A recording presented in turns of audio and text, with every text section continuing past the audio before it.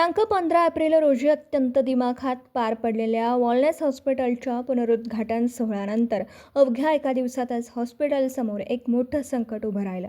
महाराष्ट्र राज्य वीज वितरण कंपनीकडून अचानक वीज बिल तात्काळ भरण्याचा दबाव टाकण्यात आला. हॉस्पिटल प्रशासनाने टप्प्याटप्प्याने बिल भरण्याची लेखी हमी दिलेली असतानाही संपूर्ण बिल तात्काळ भरा अन्यथा 2 तासात वीज कनेक्शन बंद करण्यात येईल असा इशारा अधिकाऱ्यांकडून देण्यात आला. यामुळे हॉस्पिटल प्रशासन व कर्मचारी वर्गात चिंतेचं वातावरण निर्माण झालं.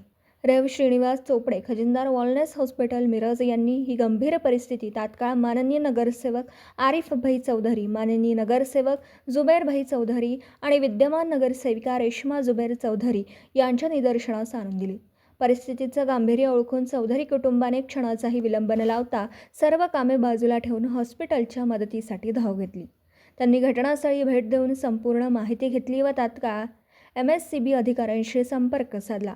तसेच नेते मकरंद आबा पाटील यांच्या माध्यमातून मध्यस्थी करून पूर्वनियोजित पद्धतीनुसार बिल भरण्याची मुभा देत वीज पुरवठा सुरळीत ठेवल्याचा निर्देश दिले. पूर्वनियोजित पद्धतीनुसार बिल भरण्याची मुभा देत वीज पुरवठा सुरळीत ठेवण्याचे निर्देश दिले.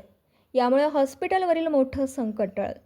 या कार्याद्वारे त्यांनी त्यांचे वडील कैलासवासी इब्राहिम चौधरी यांच्या कार्यपद्धतीची आठवणच करून दिली आणि हाच सेवेचा वारसा दोनही मुलं व त्यांची सून आज चालवत आहेत. या तत्पर आणि कर्तव्यदक्ष हस्तक्षेपाबद्दल वॉलनेस हॉस्पिटलचे अधिकारी, कर्मचारी वर्ग तसेच ख्रिस्ती समाजातून चौधरी कुटुंबाचं सर्वत्र कौतुक होत आहे. हॉस्पिटलच्या हितासाठी आम्ही सदैव कटिबद्ध आहोत. तसेच वॉलनेस हॉस्पिटल विरोधात विनाकारण अडथळे निर्माण करण्याचा प्रयत्न करणाऱ्यांना ठामपणे सामोरे जाऊ असा जाहीर इशाराही यावेळी देण्यात आला.